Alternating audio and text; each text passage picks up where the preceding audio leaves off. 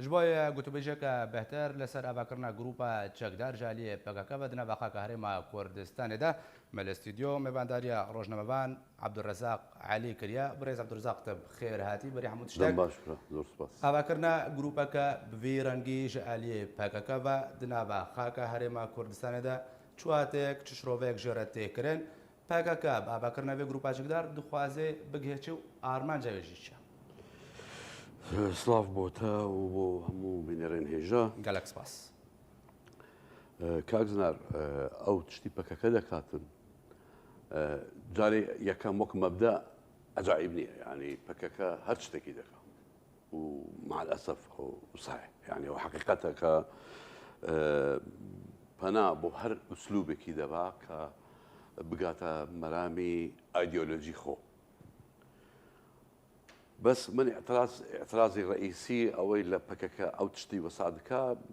بنسبة خوم ان جا هر کسی کی رأی خویه برأی متواضعی من که او گروپ دید تفرقينا ولا قال او جروبين وقت داعش دهاتن وملثم او وتهديد كردستان بيذكر نفسي منظره ونفسي مشهده وتقريبا نفسي معناشي البخشي بالنسبه ما بله شو او نا اعتراف ثوري خارج كردستان ده كان يعني سواء وكي على بيجن تنظيمات عابره للحدود او ان تنظيمك كرديه ولا تنظيمك كردستانيه او تنظيمك ايديولوجي عابر للحدود وراديكال وملامي وان تقداني استقرار لكردستان هدفي واني رئيسي بس بكاكا زور جارة خلال او سيتل صالي بوري ديان جار او بخو از ممكن يتعقي كرديته وناجحنا بيها او جار شيء همان تشتا بس يعني سرنجو لتوقيتي إيشكي توقيتك يعني مساحتي كردستاني تركيا صدان 1000 كيلومتر مربع خير بكاكا لو نكاري جروبي كي تشكدار داني وبيتصل تلفزيون وفيديو تشيكن مقاومة جيش تركيا بكا جيش تركيا بهمو جندي كردستاني تركيا هي بوشي لير بيان دردكات ونداء ونفير عام دكا بو مقاومة ترك أي صدان 1000 كيلومتر لكردستان تركيا بوناكا لكردستان روجافا جماعتي يبقى ونازم شيء همو بوكولا وأنا قيام من بخوم دبيجن قيادية قطري باكا كان لكردستان السورية ما دائما دائما تسمية من بوان قيادية قطري باكا كي كان تقريبا 500 كيلومتر نا بله كردستان سوريا لقال تركيا بدرجاوي 500 بدرجي اي بوشي هيك هدنه هي وعلاقاتي تجاريه وعلاقاتي عسكريه وامنيه وتنسيقات هي لقال اسديش لقال بشار اسديش هي لقال تركياش هي اي لو يبغوا مقاومتناك لو يبوشي يعني نداء ونفيرناك يا بقى لوينا شرفوازن يعني شرواني وان هي شما مقاومة تركناك لوي الا لكردستان العراق يعني مؤامرة دياره يعني معامريكي واضحه امكار بيجن اجندا ولاتك دنا ولات اويك اجنديك اقليميه نهر ولاتك بالتحديد اويك دو ومن قماندك شكي منها هيك لزمني او صراعي استال منطقه هي او ضغوطاتك لسر ايران هي وامريكا زخت لودك اجندي بك ديفيد او تصعيدي عربي حريمي كردستان العراق بدها ترسم يعني او شيء او شكي مني شيء لزمني او اجندي ايراني اقليمي بو مواجهه كردستان دخازن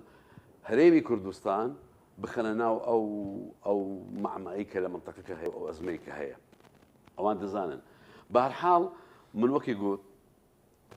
او تصرفه او هرسوكه لبكاكا يعني منتظرة شاذر عن كريا بلام بكاكا بوخوشي وقياداتي بكاكا لبير ما نتي سي لجرينترين قياداتي بكاكا او نكرن او حقيقة يعني دابوشن سي لجرينترين قياداتي قنديل مطلوبا دوليا بله نه مطلوبا لاي تركيا يا لاي ايران يا لا نازكيا لاي وزارة خارجية امريكا مطلوب ولا انتربول ولا همو دنيا لبروا بتصوري من امتص عيدي بككا يكم مسايري او ازمه اقليم او ازمه دوليه كلا لما منطقه هي دو مسايري او اقليميه بو ضعيف كردني هريمي كردستان وهروها حس احساسي وانا بضعف احساسي وانا بخطر يعني اوان بككا نها يعني او ناخازي مواجهه تركيا بكا نكاري ناخازي اصلا نكاري مواجهه ايران بكا ونجي كاري نكاري واصلا لقل اسد او متحالف او دنيا ديار ولقل عراقيش متحالف الرئيسيين يعني شنقال ابسط مثال لشنقال فكاكا علم العراق بلد كذا ببرشاوي كاميرا نا او قصي مني او برشاوي كاميرا بارحا اوان دقرين نقطيكي ضعيفي هبي لما منطقه فكاكا هرج هجوم كاتب بتصوري من قيادات قنديل كمسؤوليه كمان لها مو تصرفاتي فكاكا اوان خطيوانا كبيانه ازيتي ومشكله وهريبي كردستان واستقلال هريبي كردستان مسكن بس درنيا بابو خلقي ما لهم دريايا او دكارن هرش كان بس دكارن لكردستان العراق وضع تيبن وبكاكا بنتيجه ضرر مندي كم درجه الاولى باش فكاكا بردوام السرود وشعارات نوي دبيجي كردستان مازن سر هر چوار آلیه کردستان کار دکه و خبات دکه. وبري نانا. هم کارن بيجن بكاكا. نها استنكار ده كان اصلا ناوي كرد بين. وأوان استنكار ده كان ناوي كردستان بين برا. كوا بكاكا اصلا ناوي بكاكا يعني حتى بارتي كليكالاني كردستان نما. هم ناوي انتيكا وتفدموا كو واجبات وحزبي ديمقراطي چارەسە نظام عیناوێکی کە دوورە لە کورد و کوردستان باش دەماکو پەکەکە هاتە ئاباکردن سەر ئەساسێکی کوردستانی هاتە ئاباکردن دەدەمان هاتە قوناغم کتێرە دەرباس و چەند قوناغن نەها ناماوێتەوە ئەمکارن بێژن و پەکەکە حیزبەکە کوردیە یان نا کاکنا من بەڕەئی من ومن نەعێن نەها بەری لە 2004 ملەویسان بەڕەئی متەواضعە من بكاكا بشكيكينية لو مفهومي تعليقي كتبيجني بالزافة رزقاري خوالة قد نلا تأسيس نلا مراحلي جداية معنوي بكاكا وعطل وعطل سياستي بكاكا ومواقفي بكاكا وأيديولوجيا بكاكا حزبي كي تشابي راديكالة كردستان ومظلومية خلق كردستان استغلال كرنا بو وشعارات وبو أهداف سياسي أيديولوجي من وقت يقول بكاكا حزب شيء انترناسيونالي عابر للحدود وهيك علاقتي وان بكردستان هي بس مع الأسف أو جريلايا أو جنجيوان استغلال كان أن جنجيوان بشيكون ددان كردن وأوجيكم من قلت استغلالي عواطفي خلقي كرد واستغلالي خاكي كردستان ده كان بو قضية ايديولوجية أجينا عبد الله أجران بخوي مراجعة السجن بيجي از هندي لينين قوميين يعني هو نم سي مني سي عبد الله أجران لمراجعة السجن خوي ونها همو بكاكا وهر تنظيمك يسترد قال طيبة اصلا استنكار دوك بيجن ام كردن يعني ام قضيه قومي او نفرت ونعلق قضيه قومي دكان او ماما متخلف لزانن او يعني على اساس مشروع ايوان امي ديمقراطيه او شرقي اوسطي نو شعاراتي قوره ك يعني هيك علاقتي وعن كردستان بل بداخل يعني خوزقه بكاكا حزبێکی کوردی کوردستانی وایە ئینسان بکاری هەر کاتێکی انتقادی ئەوان بکا و مفاوەزات لەگەڵوان بکا و تێبگە تەفەهومی بۆ قەزیوان هەبێ بەس بەکەکە لە هیچ يعني ئەو بوختان بانەیەکە کردبەوە لە هیچ مەرحەلەیەکی تاریخی لە دروستبوونی پەکەکەتانها و ئەوە تاریخ بابێن هەموو بەتایبەت لە ساڵی 84 تا ئێستا پەکەکە نەخۆی نەفەرعی خۆی حزبێکی کوردی یا کوردستانی نەبوو ئەهدافی کوردستانی نەبوو ئەو وەختی بەحسا هەر چوار پارچەی کوردستان و ئەوسان دەکرد لە هەشتاکان و لە بیدایەتی نەوەتەکانیش ئەو وەختە وەکی مەرکەزی دەوڵەتێکی چەپی ڕادیکالی وەکی ڤەنزوێلا وەکی کۆریای ئەوەی بێژنەی کۆریای دیموکراتی کۆریای باکوور وەکی هەر وڵاتێکی ئایدۆلۆجی چەپی ڕادیکال نەوەکی یعنی کوردستان وەکی دەوڵەتێکی قەومی بۆ کورد یا بۆ خەڵکی کوردستان باش ئەگەر سرودێنوێ بڤێرانگینە ئەجندایان جێبەجێ دەکێ چ ئەم بێژن بچە ئاواکی پەیدە سوودمەند دەبێ ژجی بژکردنا بە ئەجندایان وڵاتێن دەرەکی چ سوود دگهێ پەکەکە و سەرکردێنوێن یانژی بتەنێ ئەوان شتێکی واقع خەتەری ڕئیسی لەسەر تەرسیخی ئایدۆلۆجی خۆ بەتەمەن بە تێفکردنی خۆ بە فکری خۆ وەسان بێژ خەتەری ڕئیسی لەسەروان فکری قەومی و ئەحزابی قەومی و ئەو مەکسەبی قەومیەکە لە کوردستانی عێراق لە هەرێمی کوردستان هەیە